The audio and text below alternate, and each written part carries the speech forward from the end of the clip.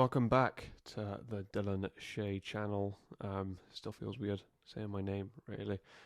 Today we're doing my 22-23. Wow, I'm getting old. Time is moving very fast. 22-23 predictions for the Premier League. Strap yourselves in because this could be a long one. And let's get straight into it. 20th, Brentford. Has a really good ending to last year, finished 13th. In their last 10 games, won 6 of them, ended up really strong, actually. However, I don't think your team's that good, and you had Christian Eriksen. I will not be fooled by the Brentford train. I can see through it. Eriksen is not there anymore. If you look at their win percentage with and without Christian Eriksen, it's clear that he helped them stay up, helped them keep their Premier League status last year. The win percentage with is 70%, which is top 4 worthy. I mean, that is Champions League results. Without is 21%, which is relegation results. They managed to get 22 points out of 30 when Eriksen started. Without, listen to this, 24 out of 84. They don't have him this year. He's gone to Manchester United, who obviously we'll get on to in a little bit. So he was a massive player for them. And their other big player, Ivan Toney, is someone who benefited massively from Christian Eriksen being at the club. I really rate Ivan Toney. I think he can be one of the best strikers in the league. Really impressed with him last year. However, it's tough because Eriksen's not there now, he's going to have to drop so deep. He's going to be on the halfway line. If you're on the halfway line, you can't score goals, which is why they struggled before Eriksen came in. I like the Ben Mee signing. If they made a few more, got some experienced players in, made some good signings, I would have thought, okay, maybe. But I don't think their team is strong enough at all, which is why I've gone for Brentford 20th. Look, I'm on fraud watch for my championship knowledge, okay? It's below par, let's just say that. But I've gone for Bournemouth in at 19th. I like Scott Parker. I think he's a good manager. I think one day he'll be managing a team close to the top 6 in and around the top 10 in the Premier League. I like the way he plays football. But the squad he has right now is not strong enough for me. His Fulham team did play decent football. They were shit, mind. They did go down with, I think it was 28 points when I looked. It's not good. They won 5 games all year. If you don't have the team there, you can't win games. You just can't win football matches. What I would say is this time he did have a full season in the Championship with Bournemouth, so this is more of his team really. And I do think they stand more of a chance than that Fulham team, but I still don't think it's enough. Their best signing this summer has been Ryan Fredericks. He's not a bad player, but when your best signing is Ryan Fredericks, I think you're in big trouble. It's not all about the transfer window, obviously. Otherwise, whoever wins the transfer window just wins the Premier League. But, their team just isn't Premier League level. Well, it is. It's just at the bottom end of it. 18th. I've gone for Leeds United. Speaking of transfer windows, this has not been a good one at all for Leeds United. They've lost 2 of their main players, Calvin Phillips and Rafinha. It's not great. That's the same as Liverpool losing Van Dijk and Salah, basically. Tottenham losing Kane and Son. West Ham losing Rice and Bowen. Rafinha was absolutely huge for Leeds last year. He scored 25% of the goals. Without him, I think they get relegated last year. It was close anyway. He scored 11 goals for them last season, which was huge. He was so good for them. Calvin Phillips was injured, but he obviously would have came back this year. And it would have been a big part of that Leeds team, but now he will be a bench player for Man City.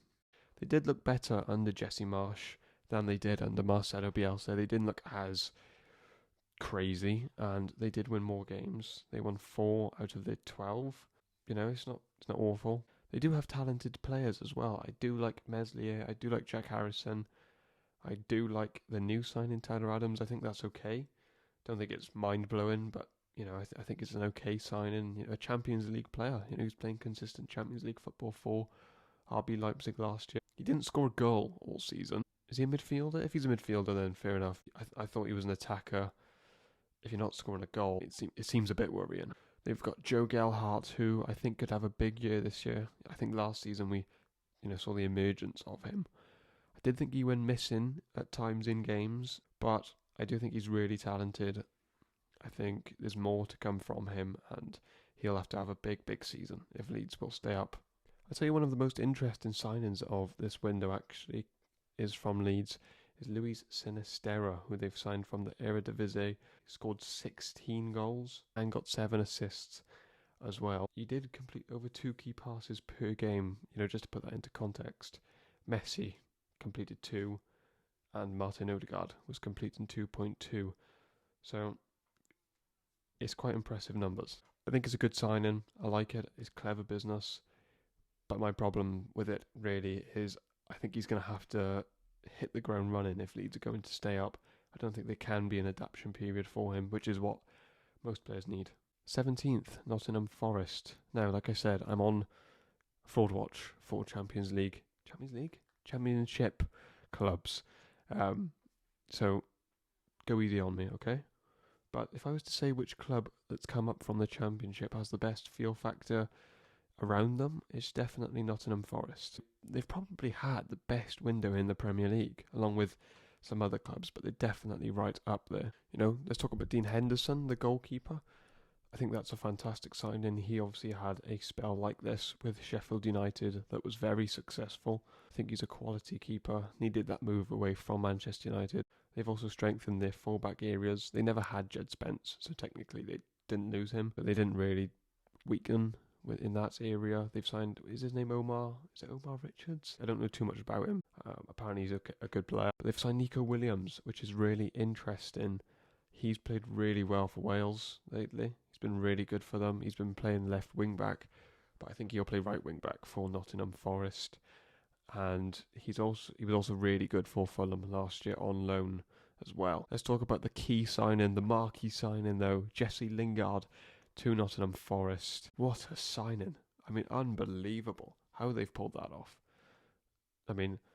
We saw at West Ham, we know the player Jesse Lingard can be. He's a player who scored in FA Cup finals. He scored so many important goals for Manchester United, and obviously the West Ham loan a year ago that was incredibly successful, which, he was one of the best players in the league in his time at West Ham. Nearly got the England call-up as well. He scored 9 goals whilst at West Ham, got 4 assists, won a Player of the Month. So if Nottingham Forest can get half the player he was at West Ham, it's an excellent signing. I also like the manager, Steve Cooper, did a fantastic job at Swansea. And, he's come to Nottingham Forest and he's done the same thing, but this time won the Championship playoff final. And I think they're in for a good season. 17th would be good for Nottingham Forest. Staying up, that would be really, really successful. But of course, you can't talk about Nottingham Forest without talking about Brennan Johnson. Really talented player. Really, really talented. Started scoring for his country as well. That's when you sort of know a player's turning really good, when he starts scoring for his country.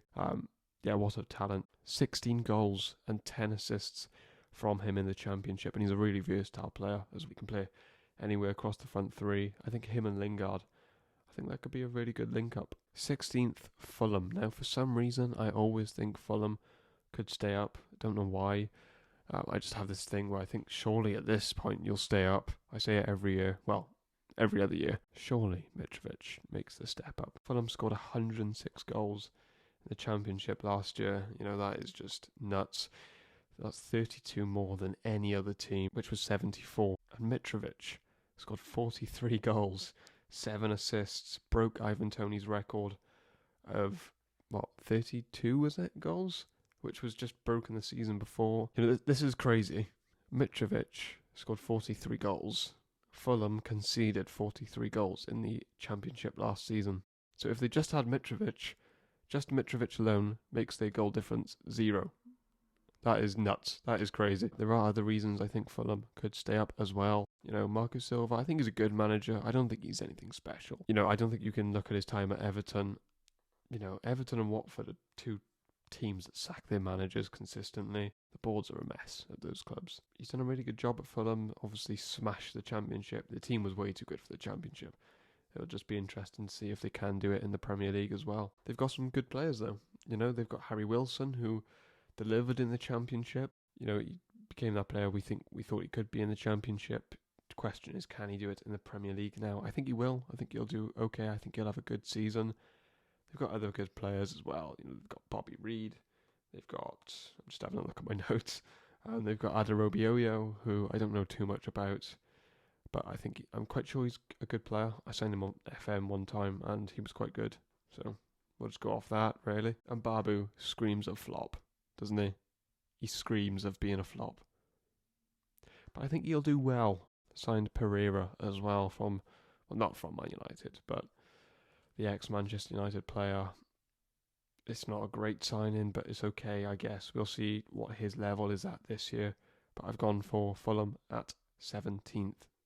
15th, I've gone for Brighton. I think some people will have them higher. I don't rate the team. I rate the manager really highly. Graham Potter.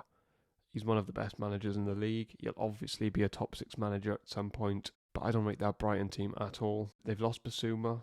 I think that's a huge loss. They might lose Cucurella. We'll see. I really rate him as a player. But they play some of the best football in the Premier League. If you have a look at them against the top 6, they play the better football sometimes. I look at the games against Chelsea. They played them off the park twice. Graham Potter's just set them up so well. So I think they're in safe hands with him. I don't think they'll get relegated. But I do think they'll be closer this year. They finished 9th last year, somehow. But I think they'll have a drop-off this year, but they'll be safe. I do think, they have good players. I think Mwepu will be better this year. I think he had moments where he looked good last year. I really rate him as a player. Tarek Lamptey, of course, I rate Trossard. I think he's a good player too. They've got players like Lallana. They've just got good enough players to stay in the Premier League. I've gone for 15th in the table. 14th, I've gone for Southampton. They were only 5 points off relegation last year. I just think they've got too many good players to go down, really. I think James Ward-Prowse is not just a key player for Southampton. I think he's a key player in the Premier League. I rate him so highly. I think he's more than just a set-piece taker. And what's wrong with being an incredible set-piece taker? It's a part of the game. They've signed Bazunu. I like him as a goalkeeper. I think that's a really good signing. So they have good sets of fullbacks in there, Walker-Peters and Livramento. I just think they're a good enough team to stay in the Premier League. And I think they're better than the teams below them. They've been playing a 4-4-2 in pre-season. They do have 2 strikers, good strikers, that I expect a lot more from. I think Shea Adams has proved he's a good player. I think Adam Armstrong needs to improve. He was poor last year. Considering he was only a few goals off of Tony in the Championship, he needs to improve massively. I wasn't impressed with him at all. Can I just say, if Southampton, if the 4-4-2 doesn't work, why have they not signed a winger in like 7 years? They've still got Redmond and Walcott. Probably the 2 most inconsistent wingers you could ever find. I do think consistency is a problem with Southampton. Hasenhüttl tends to be linked with a job that's better than Southampton, and then another point is linked to be sacked.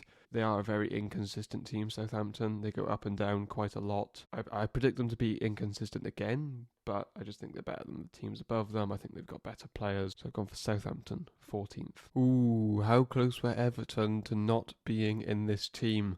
Quite close. And if your away record doesn't improve this year, you'll be there again, Everton fans. You will be there again, because that away record was atrocious. They scored 16 away from home. Do you know how many they conceded? 41. It's got to improve. They managed 10 points away from home all season. The only reason they're up in the Premier League right now is because of their fans at home. If their fans didn't perform like they did, Everton would not be in the Premier League right now. So why do I have Everton 13th? I think Calvert-Lewin is one of the best strikers in the league. He had a bad season. He was injured a lot. He only came back for the last few months. He wasn't fully fit. Let's not forget he scored 15 goals the season before, and he was second striker in the England squad. Let's not forget how good of a player he is. He really is a fantastic player. They have lost Richarlison, though, which is a big, big loss for them. Them two had a good partnership. They've brought in Dwight McNeil. I think he's a good player. Did he score? I think he might have scored 1 goal last season for Burnley. It is a struggling Burnley side, though. I like the Tarkowski signing. I really like it, actually. He's a man. Tarkowski's a man. Everton don't have men. They have boys in that team. I think he'll come in, add a steal to them, especially away from home. Just defensively, they'll be much better with him in there. I like that signing. Look, I will never lose faith in Dele Alli, okay? I will never lose faith. He's coming back. He's having a comeback year. Him and Calvert-Lewin, they'll have a partnership going. I'm telling you. I'm telling you now. They have Anthony Gordon as well. Really good player. Linked with Garner Gay today as well, actually. If they do sign him, that's also an added player. Back to Anthony Gordon. They have him. He was linked with Spurs. I really wanted him at Spurs. I think he's a fantastic player. Him, Calvert-Lewin, Dele Alli. Yeah, they're sorted for this season. 13th, Everton. 12th, Wolves. I'll keep this one short because I want you to stay awake for the rest of the video. I looked at the transfers. I looked at every single team's transfers, and for Wolves, I saw Nathan Collins in brackets, Burnley. Give me something, Wolves. Give me something, please. Why are Wolves trying to sell Morgan Gibbs-White? It's like anything exciting out of Wolves they're trying to sell. He's an English prospect at Wolves. He's homegrown. He's from your academy. And you're trying to sell him. And he's good. It just doesn't make any sense. Are you still here? You still awake? You still awake? Make sure you're still awake. Despite them being very boring, Wolves, boring to watch, boring transfer window, they do have a very good team still. They got Ruben Neves, João Moutinho, Raul Jimenez, Pedro Neto. I think there's more to come from him. He was injured a lot last year, but I think he's a really, really good player, really talented. They're just Max Kilman, Connor Cody. I think they've just got too good of a team to be anywhere near relegation. They finished 8th last year, so I think they'll have a little bit of a fallback, but nowhere near relegation. They'll be completely fine. 11th place, I have Aston Villa. Now, I was really disappointed by Aston Villa last year. I was so excited to see them with the new signings. It was a new look Villa, and they were really disappointing. Dean Smith sacked. I really didn't think that would happen. Gerrard came in, and I think they improved. I think towards the end of the season, I'm sure they were quite decent, but it wasn't a complete turnaround from the previous manager. You look at that team, and 11th, they should be around 8th. They should be around 7th, 8th with that team, but for some reason, I do think they will underperform a little bit, even though it's a fantastic team. It's a really good team. You look at the front three of Leon Bailey, Danny Ings, and Ollie Watkins. That is really, really strong. If they can all keep fit, they do have injury problems. Leon Bailey, he's so good. He's so talented.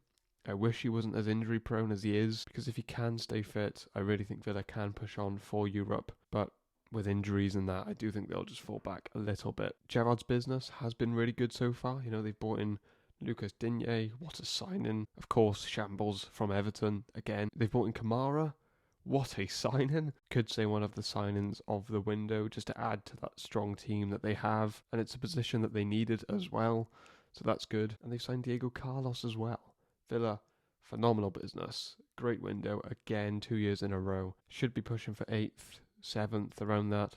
But I do think they will just be a little bit off. A few injuries, bit of inconsistency. Finish 11th. I do just want to add, I love Jacob Ramsey, by the way. What a player. Him, Coutinho, Kamara, will that be the midfield three? Very good, very, very good. Into the top 10 now, and I've got Newcastle United. They're not ready for the top 6. People who think they're going to get Europe, come on. What a difference a year makes. A year ago, I thought they could go down. They didn't win until their 16th game in the Premier League under Steve Bruce. I wouldn't have predicted them to finish 10th last year. I think I predicted them about 19th. They didn't win their first game until December 4th, so close to Christmas, which was their 16th game of the season. They were horrendous. They finished the season so strongly under Eddie Howe. Well, they just had a really strong period under him in the Premier League. Played 27, won 13 since he took over on the 20th of November. They are the 6th best team in the Premier League points-wise. Such a turnaround. They've made some really good signings as well. They've had a good window. Newcastle signing Nick Pope, very good player. I rate him highly. And they've also signed Sven Botman from Lille, which seems really good business. He looks a fantastic player. He had a really good year last year. And you look at that back five now for Newcastle. You've got Nick Pope, Trippier right back, Botman, who will they play? Dan Burn, and Matt Targett. It's a good back five. So Newcastle, positive season from them. I would say don't expect too much. Newcastle fans, I don't think you're ready for top six yet. So just calm down, give it a few more years, and then you'll be winning Premier Leagues probably every other year. Top 10, I think they would be happy with that. You have to be happy with that. Ninth place, I have got Crystal Palace. Now this is a bit of a outside shout. I think Patrick Vieira surprised a lot of people last year.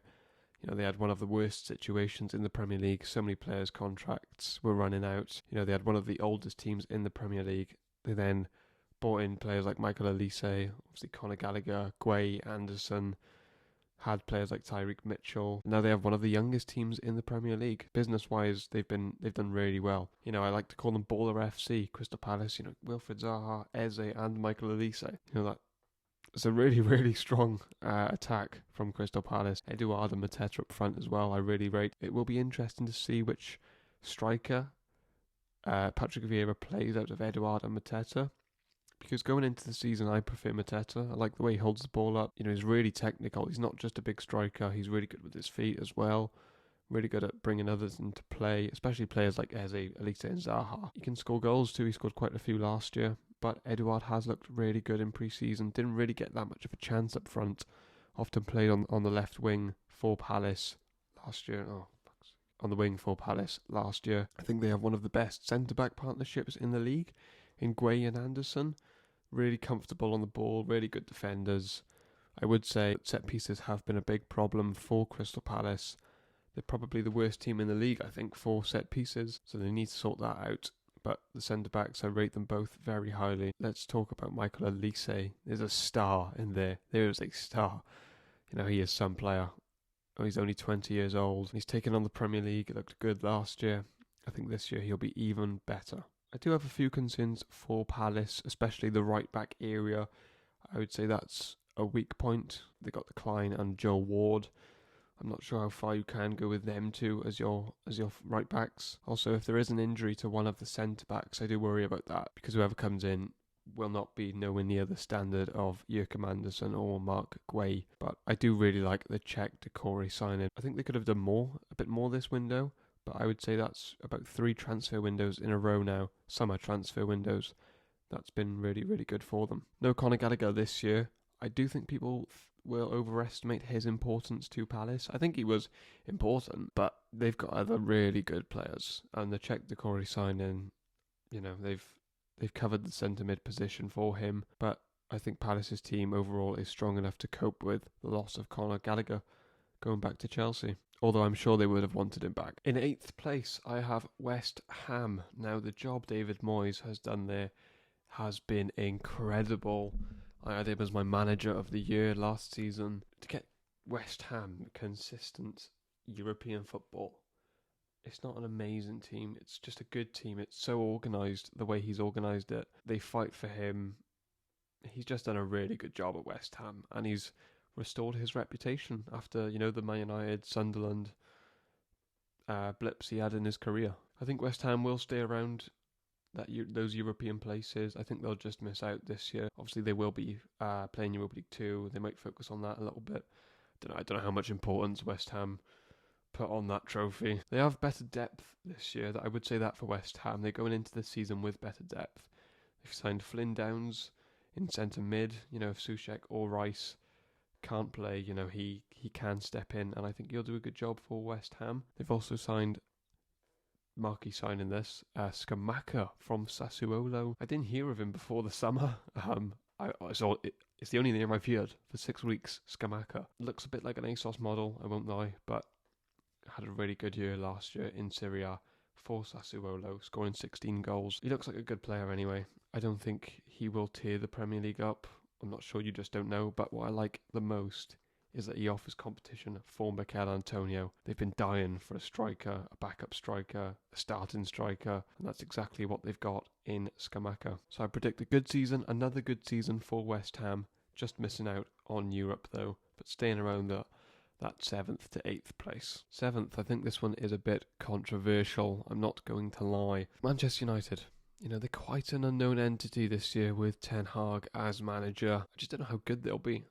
I think the Ten Hag project will work. I think in the long term, I think they'll be better than last year. Even though I'm putting them down a position, doesn't mean I don't think they'll be better than last year. Because last year they were awful. I can't put a team who lost, 10-2 on aggregate to Liverpool? Or 10-1 on aggregate to Liverpool? I can't put them in the Champions League this year. There's not going to be that big of a jump, in my opinion. They've also got Europa League to deal with, which usually means you choose out of Champions League qualification in the league because you're fighting for that, or you have to choose between the Europa League when you get into the latter stages. I think they'll have that sort of scenario, and I think they'll go for the Europa League. There is so much talent in this Manchester United side. You look at De Gea, you look at Varane, you look at Sancho, Cristiano Ronaldo up front. You've got Donny van de Beek now, Bruno Fernandes. There's so much talent in there. I think Ten Hag will get them playing better football, much better football. I think you help the mentality because they were embarrassing last year. The mentality of those players last year was a disgrace at times. They've also signed Eriksen in centre mid. I think it's a good signing, good depth. I think he's a quality player. You've seen how good he did for Brentford, as I discussed earlier on. Bought in Lisandro Martinez. Actually, before we go on to him, why have they not signed a CDM? This is the 7th, 8th, 9th season in a row they haven't signed a CDM. Again, Paul Pogba failed because you didn't sign a CDM, and you still haven't signed a CDM. Just sign one. Just sign a CDM. They bought him last year, and what's his name? Lisandro Martinez. I don't know loads about them. Lisandro Martinez is a bit small for a centre-back, isn't he? Bit of a worry there. But he looks a good player. I've seen the video of him pocketing Haaland, which I wouldn't read too much into, to be honest. I think he'll be a good signing for them, though. They've signed also Malacia. Don't know. Do they need him? Do they really need him? They got Luke Shaw and Tellez. I'm not sure. I'm not sure on the signing, really. Get it? I'm not sure. See what I did there? What I will say about Ten Hag, actually, his Ajax team is the best I've seen Spurs, is the best team I've ever seen Spurs play. Well, since I've been supporting Spurs. They were unreal. The passing, the pressing, the positioning, just everything, the attacking threat, defending, they were unreal. They were absolutely unbelievable. They battered us most of the time. I don't know how we still went through in that game. Yes, I'm still talking about it, even though it was 3 years ago. And I do think he is the best manager they've had since Sir Alex Ferguson. Mourinho was past it. Van Gaal was past it. Ollie did a good job, but he wasn't ready for that job yet, really. It was his second ever job, third ever job. I don't care. Ollie wasn't good enough for Manchester United. This is the best manager they've had since Sir Alex Ferguson. And I think it'll take a lot of training sessions, many games, and a few transfer windows until you are up there with the best in the league. 6th place, I've gone for Leicester City. Now, all depends on the next few days, really, this prediction, because many of their players are linked away. You've got Tielemans, Maddison linked with Newcastle, Kasper Schmeichel, I think he's leaving. You've got Fofana linked with Chelsea. This is a very risky prediction. I'm just going off their team now, though, and what they have now. So I'm sort of guessing that most of them won't leave. I think people forget how good that Leicester team really is. I mean, you just heard some of the names I just said, plus you had Vardy, you had Ricardo Pereira at right back, you had James Justin at left back, you had Wilfred Ndidi. I still think that's one of the most complete midfields in the Premier League. They got Harvey Barnes. I think the right wing position is a big problem for Leicester. Big problem. But they've been playing a 3-4-2-1, interestingly, which could work out quite well. I think they'd have to sign another centre-back if they really want to be successful in that formation. Harvey Barnes and James Maddison supporting Jamie Vardy up front. I can see that working quite well. I think people have been harsh on Brendan Rodgers and Leicester. They had so many injuries last year. At times, Ricardo Pereira was injured. James Justin was injured. Fofana was injured. That's three of their four defenders. And Ndidi was injured. Jamie Vardy was injured at times. You know, they had so many injuries to so many. All their best players got injured at some point, really. They've had an awful transfer window. You know, all the proof suggests why on earth have I put Leicester sixth? I'm just going off their team now because they haven't signed anyone in the window. Come on, Leicester, sign someone. Please, help me out. Make my prediction happen. But if everyone can stay fit, I think they're probably the fifth best team in the league. If everyone's fit, you know, with the injuries, I'll drop them down one. I'll put them in sixth place. Fifth, I've gone for Arsenal. I've done a video on Arsenal already, even though you sort of know what I'm going to say. That I don't think they'll get top four. There's a positive vibe around Arsenal for the first time in years. I think this season and last season is the first time Arsenal have been positive for so long. As of recent though, it's been really positive until they go to Crystal Palace and lose on the first day and everyone's shouting Mikel Arteta to be sacked. They've got some really talented players though, Arsenal. I mean, that squad just screams talent, really, doesn't it? You know, you've got Saka, obviously the main man. He's a star. You know, he's got so much potential. I think he's one of the best wingers in the league already. Same with Smith Rowe, but Smith Rowe hasn't been as consistent as Saka. I think he needs to add consistency to his game to be on that level, but he's got so much talent. You know, you've got Martinelli as well. You've now got Jesus. You know, what a sign-in. You know, there's just a lot of talent in that Arsenal team. But, you know, they are inconsistent, and that's what happens when you are a young team. You know, like I said on my video that I made about Arsenal, can you trust them to go away to Newcastle, away to Palace, away to Spurs, away to Man City, away to Liverpool, away to Everton? I don't think you can. I think that comes with time, with experience, and I don't think they have that yet. I also think the midfield area is not the strongest. Like I said on my video, I said they should sign Yuri Tielemans. I think that would be an amazing signing for them. I don't know why they haven't done it. He's at a discount price. His contract's up in a year. It seems very obvious to me to do that. Thomas Partey, speaking of inconsistent, you know, he has a game where I think you're really good, and then he has another one where I just think, really, this is the player Arsenal fans hype up. And then they've got Granit Xhaka in midfield. I really don't rate him at all. Not at all. He has a good game for Austria and people start rating him again, and then he comes back, gets a red card. And then we all remember, oh, this is Granit Xhaka. They've also got Europa League, sort of similar, well, very, very, very similar with Manchester United, where at some point there'll be a scenario where they'll have to choose Champions League or Europa League.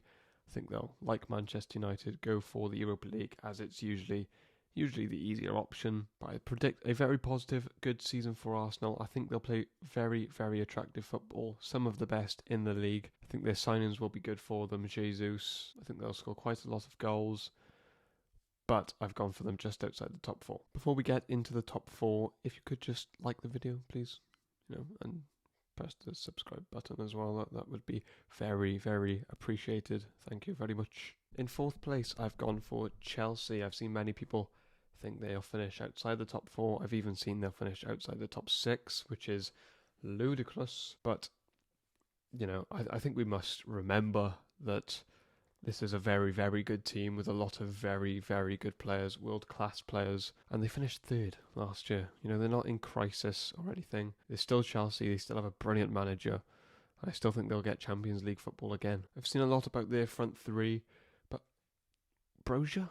I mean, is he going to... If he starts, surely that's a good player, right? He did really good at Southampton. That's a good striker they've got there. And all of a sudden, you have a front three of Sterling, Brozier, Pulisic. I don't think it's... You know, I think people are making out Chelsea have a really bad front three. You know, I wouldn't consider that very bad. Speaking of Raheem Sterling, what do we think of that? I think it's very good signing for Chelsea. I like it a lot. I think it's perfect move for him. I think it's a perfect move for Chelsea. Don't think he'll be as good there as he was at Man City. You know, he won't get this as much service. You know, Man City are a different level to Chelsea. He will add goals. Yeah, good signing. You know, the striker thing, you know, where Chelsea will get their goals. Chelsea are a team that can get goals all around the pitch. You know, you look at Mount, 11 goals last year. Havertz scored a lot of goals last year. A good amount of goals last year. Sterling will get goals. Brozier can get goals. You look at Conor Gallagher they've got now. He can get goals. He scored 8 for Crystal Palace last year. Even the fullbacks, Ben Chilwell and Reece James, they can get goals and they can produce creativity as well.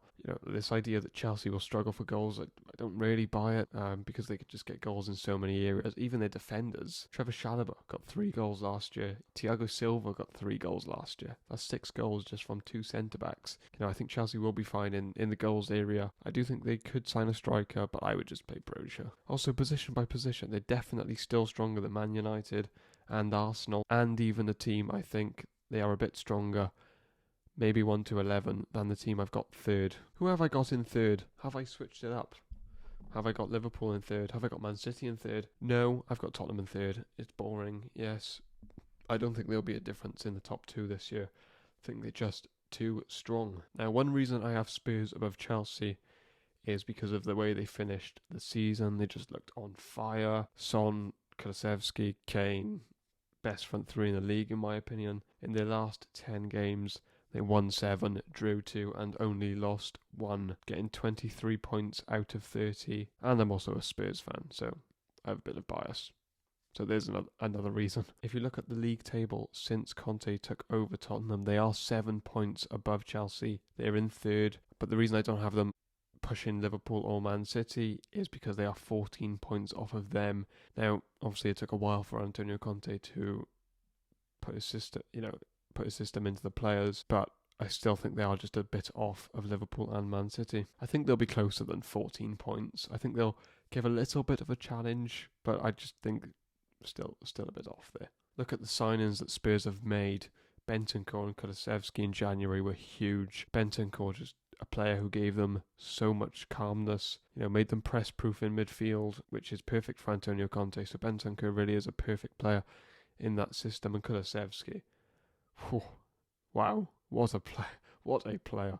When he came in, I watched his highlights and I was like, why have we signed Kulusevski? He looks slow. He doesn't look that good. He doesn't get many goals. Well, 5 goals, 8 assists later in 18 games, and I think he's going to be one of the best wingers in the Premier League next season. They don't have a cam, and that creativity was really lacking last year for Tottenham. Look at the games. Burnley away from home. Middlesbrough, was it, in the FA Cup away from home as well. Lost 1-0. You look at Wolves, that game. Southampton, that game. Brighton at home. There was a lot of games where they were just dying for creativity in the midfield. No answers for teams with a low block. Players like Richarlison coming off the bench or starting give Spurs a different option up front to open up a team or just do something different. And also the new wing-backs that they have, Jed Spence and Perisic, known for their attacking presence. Perisic getting 8 goals, 7 assists last year in Syria. Jed Spence getting 2 goals and 4 assists. He's a really attacking fullback as well, so I think that will help creativity, which is why I think they'll be better than last year. The Basuma signing is a unreal bit of business for £25 million. Probably a case for signing of the summer so far from Spurs. He will be a fantastic midfielder. Bentancur and Basuma, I can see it already in midfield. Oh, it's looking good. I can see there's so much potential. And Longley at left centre-back, who's looked really, really good in pre-season for Spurs. I think he'll be a good signing for them, and I think Spurs will have a good season, a really, really good season actually, and finish just outside of the front 2. Speaking of the front 2, we had the Community Shield, the prequel to this amazing battle that we get yearly with Man City and Liverpool. And we saw that Liverpool came out on top 3-1 in that game. And even though it was funny seeing Haaland miss a sitter from 2 yards, does it change my mind on who's going to win the Premier League? No, not at all. I've still got Man City to win the Premier League, which means I've got Liverpool second. I think Liverpool could easily win the league, to be honest. I think they are amazing. I prefer Liverpool. I hope Liverpool win the league because I like their players more. I don't really like Man City. I find them boring. Watching Salah, Diaz, I love watching Trent and Thiago. What a beautiful man Thiago is. Watching Thiago, I could watch him play football all day. He's one of the best players to watch in the Premier League, and he's one of the best midfielders in the Premier League. It's weird because every other team I've sort of named weaknesses, whereas Liverpool don't really have any. Maybe you could draw less games. You look at Brentford, you drew to Spurs twice last season. Maybe try and draw less games. But that's about it I've got for Liverpool on how to improve. I'd actually say you could make a case. I'd say Liverpool have the better 11 than Man City. I do think that. But Manchester City just always seem to win games of football. And they always win the Premier League as well. They've won the last 4 out of the last 5. Complete dominance from them. They just know how to win this trophy. And they've done it so many times under Pep Guardiola. You know, when you have so much of the ball like Man City do, and you have players like Kevin De Bruyne, Bernardo Silva, Riyad Mahrez, you know, you had Sterling last season, now you have Haaland, and you have Jack Grealish, even Cancelo, who's number 7. Why is he number 7? See, this is the sort of reasons why I want Liverpool to win the league, because they don't have a fullback who's number 7. You know, eventually one of them players are going to score a goal. You know what happens in 99% of games for Man City. Unless they're playing the Champions League, then they all flop. But I can see Jack Grealish and Haaland really working this year. I think this is Grealish's year to take over in the Premier League. You know, assert yourself as one of the best players in the Premier League. I know he can do it. I think we all know he can. He has that ability. It's been frustrating watching him, but I think him and Haaland will have a special connection. You know, I think people will look into the Community Shield a lot for some reason. You know, knee-jerk fans are online. You know, that was Man City's 3rd pre-season game. You know, compared to Liverpool's 5th. I think Liverpool are always going to win that game. They just looked sharper. Man City looked rusty on the ball. You know, they just weren't connecting like they usually do. I predict Liverpool to have a better start than Man City. I think they'll look better. But I think as the season goes on and Man City, Haaland, Grealish, De Bruyne, Mahrez, Bernardo Silva start combining, start connecting, I think Man City will take over and just win the Premier League, especially in the second half of the season. I think it'll take a few weeks for that relationship to build up with Haaland. You know, with a focal point, they haven't had that since Aguero. And Haaland's still different than Aguero. But I think after a few weeks, and definitely a few months, Man City will be the best team in the Premier League. And I think they'll win the Premier League 22-23. Thank you for watching my very long video. This has taken so long to record. Thank you for watching. If you have enjoyed, hit the like button and subscribe, because I will be uploading more videos. And yeah, bye.